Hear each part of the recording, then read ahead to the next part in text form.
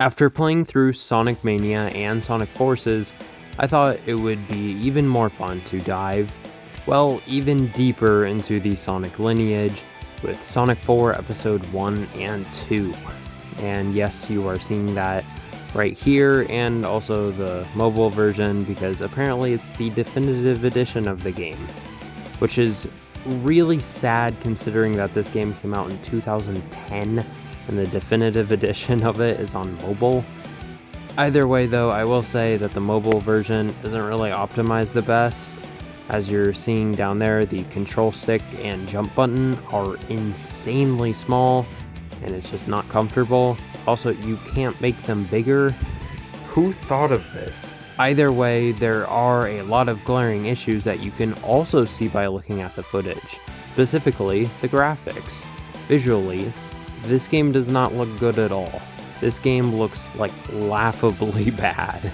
Everything, including the models, just looks super low quality and almost like it's something made out of Adobe Flash. This just doesn't look good at all. It's also worth mentioning that the soundtrack to this game is very forgettable. But with that in mind, since we've already diminished the fact that presentation-wise this game is awful, I think it's worth getting into the gameplay.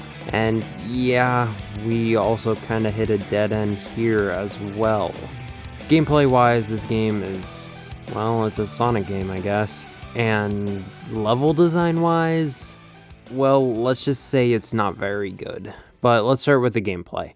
So the main actions that you can do here are the homing attack, I guess you could say the second jump, which is basically just a sprint of right or left momentum when you're in the air, but you can only use it once in the air, and it's fine, I guess. There's also the spin dash, which looks really weird when you pull it off, and also the, I guess you could say, down dash. I'm not really sure what it's called, but basically when you're sprinting and you just roll into a ball. And yeah, those are the main actions here, and you know, it's fine, it works well enough, but the gameplay isn't really the most satisfying, especially considering how bad the level design can be. Now, of course, looking at the footage, you may think, oh, like, this looks okay, I guess, but you'll also notice how many springs there are.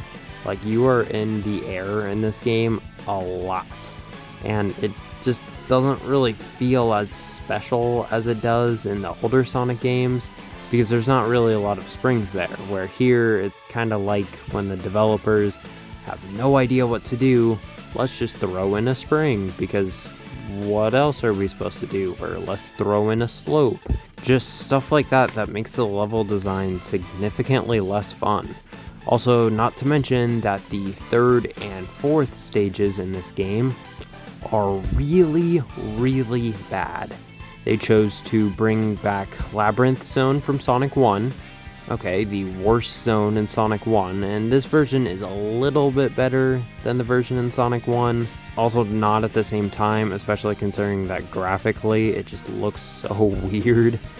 And Metropolis Zone from Sonic 2, the worst zone in that game, undoubtedly.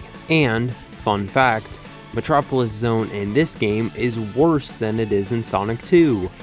I didn't even think that that was possible, but it is designed so cryptically with just confusing puzzles and also just lazy segments that really make this one drag.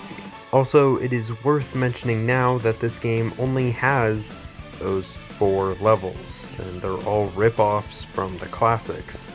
And this is something that I don't understand at all. Technically speaking, there's only 12 levels in this game, as well as 5 boss fights, but like, why? If you include the boss fights as levels, which doesn't really make any sense because again, they're boss fights, there's still way less levels than any Sonic game that I have ever played. It's also significantly less than Sonic Forces, a game that was heavily criticized for how short it was. And in comparison, this game is even shorter and also cost more than Sonic Forces, at least in comparison to when I bought it. And this is just so dumb. Like, if you're complaining that Sonic Forces is too short, but this game has a fine enough length, then I think you need to replay this game, because the length of this game just doesn't make sense, especially considering that it is priced usually around $10 to $15, or at least it was at launch. And while the mobile version is of course significantly cheaper, that's the case for all mobile versions of basically everything nowadays, so it's not really like it's that much more of a what a deal scenario. And without exhausting myself too much, I think I've gone over as much as I can with this game's gameplay and game design. Simply said, it's not very good. The first two levels are just painfully mediocre and lazy, especially graphically, where they just look so weird. And then the last two levels just are not fun to play at all. And especially considering that this game has motion control mini games, which again are not fun. This game just isn't fun. It's not enjoyable. It's not even really fun to make fun of. And overall, it's just a mess. So is there a story to save this one? No. There is no story at all in this game. It is just like the classic Sonics, which normally would be fine. But in the case of this game, it's really disappointing considering that every other section of this game is not very good. So having at least a mediocre story thrown in there would have made me like this game, I guess, maybe a little bit more. But no, there's nothing at all, and it just doesn't make sense. Overall, this game is just a mess. There is little to nothing that I like about it. I made fun of Sonic Forces a lot, but at least that game had fun with itself. There's still levels in that game that I'd be willing to replay. This game does not have that at all. This game quite simply is not fun.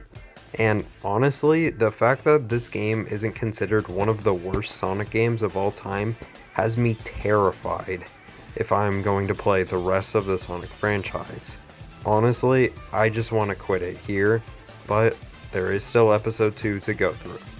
So I think after everything that I've said, the only score that I can reasonably give Sonic 4 Episode 1 is a 2 out of 10.